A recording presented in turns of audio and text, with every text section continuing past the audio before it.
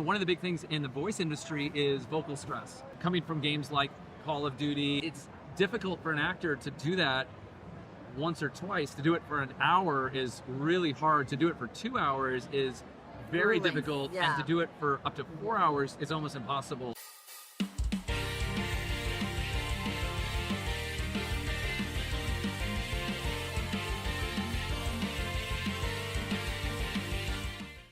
Welcome to Anime Adventures. I'm Elise Baughman, and today I am with Valerie and Keith Arem. This is such a treat. Thank you for to have both of you here today. Yes, thank you for joining me. So we're going to jump straight into it because, man, I think with you two, I can talk forever. You have your hands on so much because you're an actor. You both do casting, directing, so many things. They do all the things. Video games, like, I guess we should have started there because that is what you two are known for. Yeah. Like so many great video games, and I know you will recognize it. Wait for it. Tell us some of the video games. Persona, Monster Hunter, Trails of Cold Steel, NeiR Reincarnation. What else are we allowed to say? We're under NDA, so a lot of stuff we can't talk about yet. I've directed the talent for about 11 of the Call of Duty games, for Modern Warfare 1, 2, and 3, and Black Ops 1 and 2, and Titanfall, and Spiderman, and Prince of Persia. I did all the sound for the early Tony Hawk games, about 5 or 6 of the Tony Hawk games. I think now we're about almost 700 games that we've produced. Titles. And so Crazy. I started in music, and then we got into doing sound, and then that evolved into us directing, and so now we direct all the talent and performance capture for all the games. Okay, so that was my question, how you got into it, into the video game world. So it started with music and evolved from there? For me, I was in the band Biohazard and then Contagion on Capitol Records, and we were playing electronic, industrial music, playing with like 9 Inch Nails and other bands, and that just evolved into working in the studios and writing music. And on tour, the whole time we're on tour around the country, we were playing Street Fighter and video games in the back of our tour bus. So came back and I got involved in writing music for video games, and that turned into doing sound and then dialogue for video games. And now you two have a studio together, so you're still doing video games, you're casting, you're directing. So tell us, I kind of want to walk through the process. Tell us, take us from casting to the directing process. Like, what are you looking for when you're casting, first of all? Casting, I would have to say the number one thing I need when I'm looking for casting is I need people to be really good actors. Because to be in the voiceover booth, we strip away everything that actors rely on. Someone to talk to, something to look at, props, scenery, explosions, whatever. Yes. Everything's gone. And you're in a void, and you're acting in a void. You don't even have another actor to act off of. So you really have to have those acting chops when you come in the door. So that's, the first thing I'm looking for. You said that. Yeah, because it's not just about a voice, because, people will always say, oh, my friend does the best, like SpongeBob voice. And I'm like, yeah, but so does Tom Kenny. So, there's that's not really going to do your friend any good. But what can he do on his own, right? What's his own creation? Where is your wheelhouse? What is, what does he do? As our industry has grown, and you see a lot of games and anime that are coming from overseas and other things, a lot of people have got into the industry by, dubbing or doing voices for other things. And what's really important is that the acting still gets retained, right? And what we really feel, and I think the reason why people gravitate towards a lot of the projects that we do, is that they're amazingly well written. The teams that we work with do fantastic adaptations. Yes. We spend a lot of time in casting, making sure that the actors are very holistically trained, that they understand the technical requirements that goes into it. They obviously have great voices, but they're really, really good actors, as Val said. And when that comes together, now you get really grounded performances, and it's not just imitating what maybe the international version was, but it's actually adapting and localizing it for the US market. And you're seeing a lot of these games are selling even more units in the United States and in English versions than even in some of the original versions that they did. So we really want to make sure it respects the original material that it's coming from, but it's also adapted and localized for the audiences to really bond and love the characters here. And as you can see, you know, the lines of the people who are voicing all these characters. That's crazy. That's what people really are responding to. Yeah, we're at WeebCon and it's been chaos, like, but in the best way. The It's best been- way, right? Yeah, it's so much fun. It's just like so much energy. But that's a good point, and it's interesting how well the games are doing here. Now, related to that, because you said you want this performance that people really connect to, do you try to, when you have a game that you're dubbing or an anime that you're dubbing, do you try to get something close to the voice? Like in the vocal range, and then look for performance? To the original depends voice? Yeah, the client. original. Yeah, does it really will depend on the client. Ultimately, the casting choices are made by the client. We'll present people to them. Yeah. We'll provide the casting, but the choices are really down to the client to choose the last. And for some of the clients, they absolutely want it to sound just like the voice in the other country. And for some of them, they're completely open to something new. Yeah, because when they're licensed games, sometimes the original licensor may not speak all the different languages that it's adapted to. So if they don't speak English really well, it's a Japanese client and they don't speak English, they might be listening for the tonality of the actor to say, well, this is a deep voice, this is a high voice, and they're not really a great judge of necessarily the performance of the acting. That's why they'll want performance and talent directors to make sure that they're maintaining the performance level that's there. But you have other companies where they adapt and localize specifically for Western audiences, where the licensor doesn't have any input on it. And at that point, you start to see those clients start to say, hey, what's the best actor for this role? And tonality-wise, it obviously should go with the character design and the model or what the original character looks like. Yeah, yeah. But it's the same idea as doing original animation, is that we want to actually create what's best for the character and the property and not necessarily have to be tied to what the original performance did if it was being localized from another language. Oh, that's so interesting. Okay, so moving now from the casting process to directing. When you have actors in and you're directing, and I know you're an actor, so you have unique perspectives from so many different perspectives. Let me say perspectives twice, but you've got great perspectives. But talk about the directing process. So we tend to direct, we have the same style, but we direct Do you? differently. Yeah, we Yeah. do kind of. It's we're looking for the same type of performance. Uh-huh. I tend to direct on a more emotional level, and he tends to direct on more of a musical level. You know, some of these games that we work with are exponentially bigger than movies or television shows because you know, a half-hour TV show might have like 300 lines of dialogue and a movie might have like 1,500 lines of dialogue, but an average project for us is about 40, So 60,000 lines of dialogue. So we're recording for months or Yeah. years for And some of these games. Some of our games, like Monster Hunter, I want to say was something like 85,000 lines of dialogue. That's insane. It's a lot of time in the Goodness. studio. That's a lot of So you're spending a time lot of time with these actors, Yeah. and so you want to make sure you have technically proficient actors Right. that are up for the challenge, because sometimes we're doing motion capture or facial capture or performance capture. Right, all Sometimes kinds it's of voiceover. We've created a lot of new technologies to do group records called like vocap, and we work in facial ADR and replacement of the mouth movements. So we might have an actor that records something on a motion capture stage, and then we have to reanimate the mouths and the face later. So we need actors that are really, really willing to go for that adventure with us. Yeah. And as a And result, also actors who are pleasant to work with. Because if we're going to work with you for 3 or 4 months, a year at a time, You want yeah, to have fun.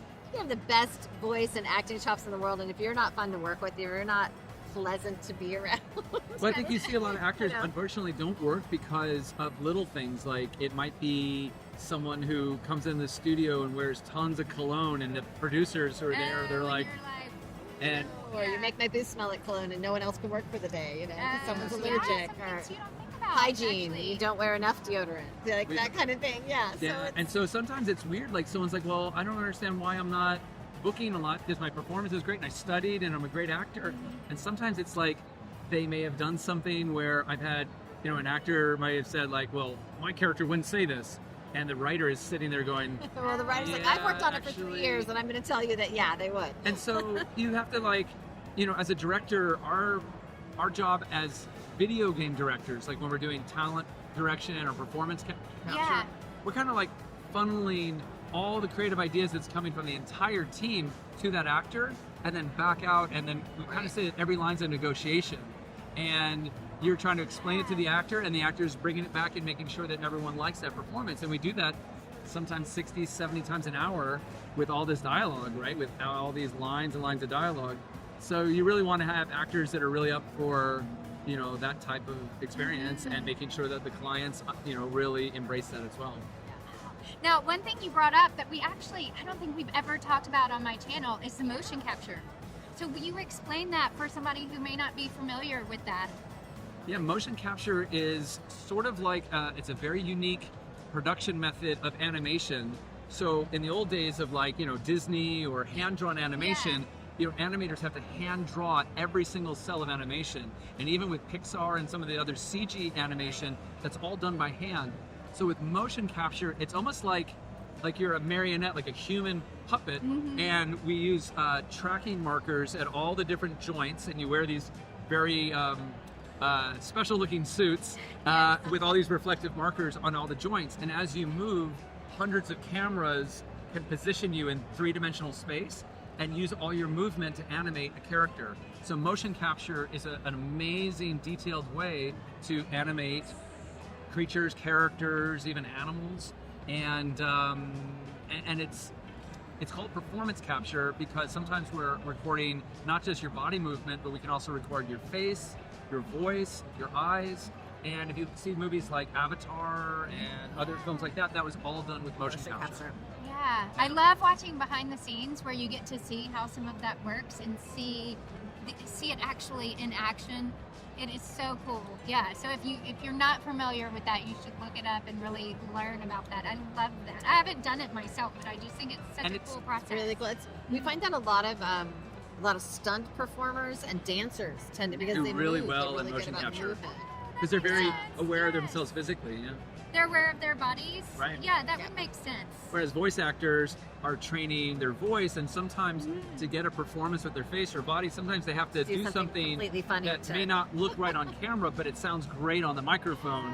And whereas a stunt performer or a dancer or someone who's really physical might have trained to do a lot of physicality, but they may not know some of the vocal techniques, and which is why we end up starting to teach voice classes. That, I was actually going to ask you about your voice classes, because you teach voice. Is it for video games specifically? Specifically, we have a series called Are You Game, and the idea is that it's technical voice acting classes. So it's for different levels of actors, but it's to get them familiar with the idea of the how to do technical aspects the type of voice acting for we do in games, video because games. it is very different than Well, it is different, and you've brought up the word technical several times, and you don't always think about the technicality of voice acting, but there is that aspect. Yeah. So tell me more about what you actually teach for your video game classes. So two of our first classes that we teach are completely just on the business of gaming. You know, how you should get paid, how much you should get paid, what your contract should look like, how your taxes should be withheld, how to get your agency. Well, we explained to the actors that, like, when you're an actor, you are your own business. It's not like you're working for a big company where if someone gets sick or someone has to fill in for you or whatever, if you don't show up for work, your company goes down. And so as an actor, if you don't understand the mechanics of how you get paid and how you should be treated, and also if something is fair. So, you know, one of the big things in the voice industry is vocal stress. Yes. And you know, coming from games like Call of Duty and all these other battle chatter games, we're screaming a lot of, you know, grenades and RPG and all this other stuff. And it's difficult for an actor to do that once or twice. To do it for an hour is really hard. To do it for 2 hours is very difficult, and to do it for up to 4 hours is almost impossible. Yeah. And to sustain it and to keep your career going. So essentially, you know, because a lot of these voice recording sessions can be very difficult for the actors sort of have to learn how to advocate for themselves a lot of times, because if they're working on a project and they're having to scream hundreds and hundreds of lines for hours, not only do they want to make sure they're being compensated properly, but they also want to make sure that their health is being respected, because they have to go on to do their next job and their next job. So we always start off our classes just educating our students about where the industry is and looking at it holistically to say, it's great that you want to work and it's great to be treated like a celebrity at all the conventions and everything else, but if your business goes down, your career stops. And so that's why we kind of focus at the beginning, just to kind of let people understand how the game business works. But beyond that, when we talk about all the technical aspects, there's so many different types of things that we do in video games. So sometimes we're working with motion capture, sometimes we're just recording the face, Sometimes we're just doing the voice. Sometimes we're replacing the face. Sometimes we're doing the whole performance. And sometimes we're doing very specific things where we're listening to a reference piece, but then having to replace it with a new voice because of animation limitations or memory limitations or some technical thing. And you bring in an actor or a celebrity and we say, well, you know, we've got to echo repeat this line within 5 frames of the original. We're going to cold read about 75 lines an hour and you know, 1 to 2 takes. And the actor looked at us like, you know, like a deer in headlights, and they're like, what? And so we don't want the actors to look scared or nervous or be unfamiliar with this in front of clients for Microsoft or Sony or Activision or something like that. There's a little bit of a learning curve to it, so you want to have a place to practice it and try it and kind of learn In what a it's safe about. way. Exactly. So Yeah. then when you are given that shot, you go in front of the clients and you just look like a rock star. You're like, oh, I got this. Echo repeat, 3.5 seconds, done. Let's Yeah, a like lot of- I got I got this. this. I know Yeah. this. You know, we teach them how to, you know, for battle chatter and things, we teach them how to yell, but how to protect their voice when they're yelling, so Oh, they're that's yelling from the great. right place. And, you know, teach them how to do the emotes and the deaths and the things that are standard to almost every game, but you never learn. No, nobody teaches classes really on how to do that. How And so to- we were like, yes. there's a need here. And you Yeah. can't tell an actor during the session if they're doing something wrong. Like, you can adjust the performance, but you've got the client right there, everyone's watching, we're working directly with the actor, and if the actor's doing something, whether it's a personality quirk or it's a performance problem, you know, you have to make the best of it because the client is right there. And our Right. job is to really rock star the actors because we're bringing them in because we want these great performances. But if the actor is doing something that they don't know is not right, Oh, we have to yeah. find a politically correct way to do that so we don't hurt their ego, but we also don't hurt the project. And we don't want a very political environment. We all want to be very open. So a Yeah. lot of times we can't tell the actor during the session how to adjust something.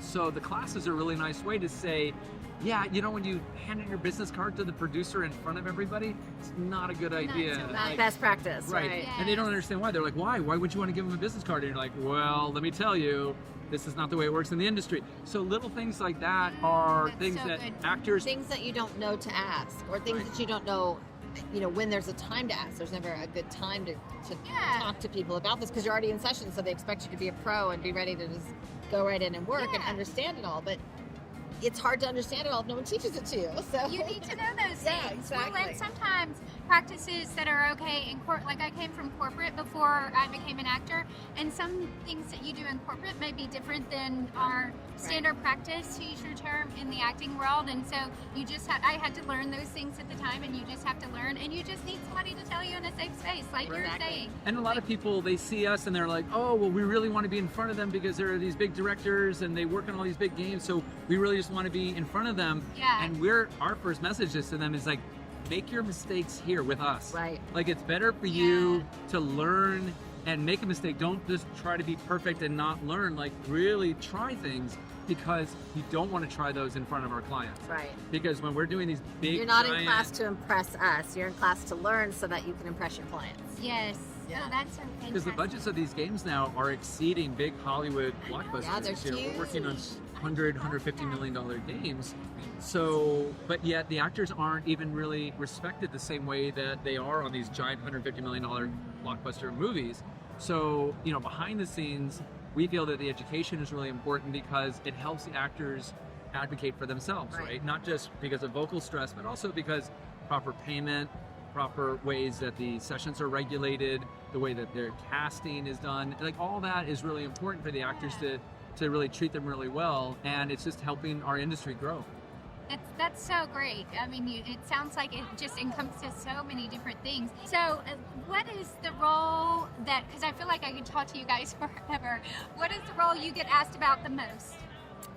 There's probably two. One Okay. of them would be Naoto from the Uh-huh. Persona series, from Yes. Persona 4.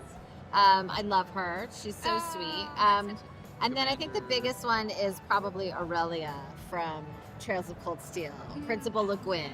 And I think I have a really soft spot for Trails because all of the female characters are strong female characters. Oh, that's awesome. They're not waiting for someone to come in and rescue them or help them. They're like, I'll take the bad guy down myself, you know. So Got it. it's awesome. They're a team and they work with their friends as a team, but they're not relying on anyone else to save them. And I love that about the series because they've written all the females very strong. I love that. Yeah, Well, and you get independent. cast as a lot of very strong. I mean, even I'm on usually World the of strong. Warcraft and other games, she's always Yeah, like I'm always the the- ship Is that commander. typecasting? Female ship I've- commander. I've And known you for not very long, and I think it's typecasting. We've got a strong I female have a here. Gundam Seed that will come out at some point. Gundam Seed Destiny, I believe it is, and I play one of the main characters, and she's the female ship commander. She's like one of the lead characters. Someday it'll come out. I'm not sure when.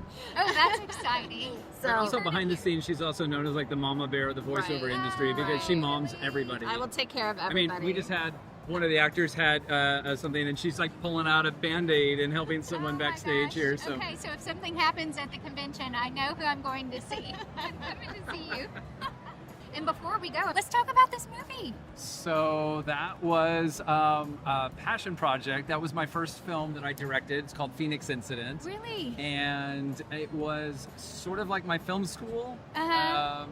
I coming out of doing video games and directing video games for the past 20 years, Yes. take that level of directing and start to apply that to motion pictures and television to kind of learn about doing that. I've been creating graphic novels and other things to sort of storyboard what a movie would be like. Yeah. And so I raised some money. It's about $1 million. And we went out in the desert with a whole bunch of my friends that are actors from the game industry. And we shot this sort of found footage alien abduction conspiracy mockumentary. And tell us some of the actors, because I mean, you'll recognize a lot of these names. Yes, right, so we've for this. got Troy Baker. Mhm. We've got Yuri Lowenthal, Travis Willingham, Liam O'Brien, Brian Bloom, Arif Kinchen, Matt Mercer. A lot of people who are well known in the video game and the voiceover space, but it was great to have everyone on camera and do a live action movie. Yeah, that is so cool. And you brought up video games, so I like to end the show trying to imitate a character voice. So pick one of your characters. Okay, we'll and do Aurelia. We'll say bye in your character voice. Bye to Anime Adventures. Or say a catchphrase or something, whatever you want to do. This is Principal Arelia La Guin. Goodbye from WeebCon. Oh, I won't be able to say that name. This is goodbye from Principal Aurelia Le Guin. Aurelia Le Guin. Goodbye, Anime Adventures. Goodbye, Anime Adventures. Goodbye, Anime Adventures.